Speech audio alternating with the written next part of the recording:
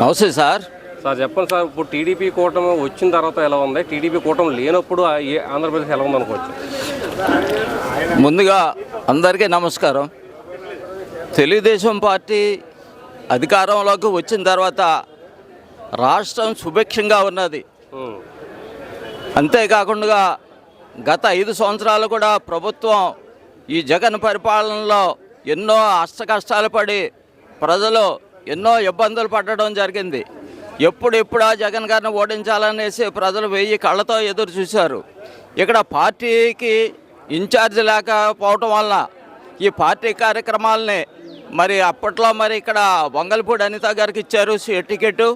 ఆవిడకి ఇక్కడ లేకపోవడం వల్ల రోజు పార్టీ కార్యక్రమాలు పార్టీ ఆఫీస్కి వచ్చి మేము ఇక్కడ నిర్వహించడం జరిగింది. పార్టీని బలోపేతం చేయడానికి అహర్నిశలు కూడా డైలీ పార్టీ ఆఫీస్కి వచ్చి ఎన్నో కార్యక్రమాలు ప్రోగ్రామ్స్ అన్నీ కూడా మేమే కండక్ట్ చేయడం జరిగింది. అయితే ప్రజల్లో పార్టీని దూసుకుపోయేటట్టు జగన్ ఎప్పటికప్పుడు చేసే పనుల మీద మేము ఎప్పటికప్పుడు కూడా ఎదురుదాడి చేయడం జరిగింది. ఏమంటే మీ వలన మా పార్టీ ఓడిపోయిందని వైసీపీ వాళ్ళు మమ్మల్ని కూడా ఎన్నో సందర్భాల్లో ఇబ్బంది పెట్టిన దాఖలాలు కూడా ఉన్నాయి. ఎన్నోసార్లు మేము పేపర్ స్టేట్మెంట్స్ కానీ లేకపోతే వాయిస్ కానీ ఇవ్వడం వల్ల వాళ్ళు విసుగెత్తిపోయి మమ్మల్ని దాడి చేయడానికి కూడా సిద్ధపడిన దాఖలాలు కూడా ఉన్నాయి. అయితే పార్టీ అధికారంలోకి వచ్చిన తర్వాత ప్రభుత్వం ముందుకు దూసుకుపోతుంది. నిజంగా చెప్పాలంటే జగన్ ప్రభుత్వంలో బడుగు బలహీన వర్గాలు ఎన్నో ఇబ్బందులు పడ్డారు. 27 సంక్షేమ పథకాలు జగన్ గారు రద్దు చేశాడు.